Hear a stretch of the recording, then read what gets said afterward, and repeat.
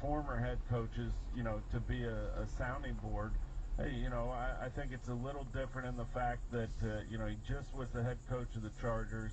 He just was the defense coordinator prior to that with the Rams.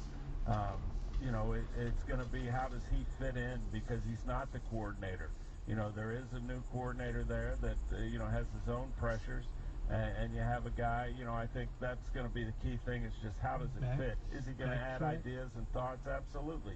And again, I would assume that group's going to work together, to come up with the best possible plan. And they have another, smart guy that understands a defense, maybe not the same defense, but, I think the fit is going to be the key thing, is how he handles that role, not being the guy calling the shots, and you hear some of the comments and lead a team, and it's not his team. I think he has to understand that, and it's not his defense, and he has to fit into that as best he can to make it work, I think. Yeah, trying to add some new wrinkles is what's been stated, that you can expect him to work alongside Nick Sorensen. As you mentioned, it's Nick Sorensen's defense.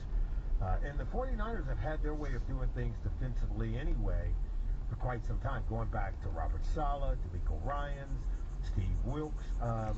There was some argument about as to whether or not he was a good fit, because he didn't come from within.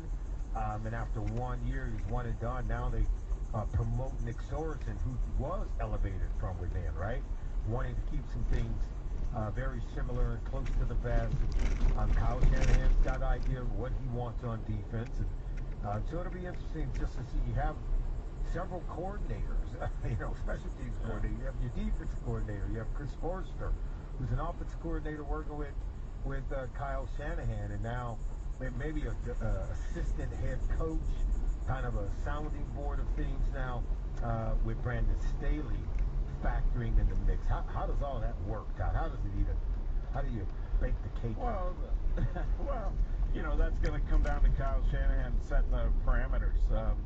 You talked about the meteoric rise with Brandon. I mean, it was quick and fast, and when you think about the really good head coaches in this league, Kyle Shanahan, let's take for example. I mean, he grew up on the sidelines watching his dad, how he did it at a very high level. He paid his dues. He's one of the top coaches in the league, in my opinion, right now. But he's been there, done that in a lot of different places, gained a lot of experience, which I think then when he got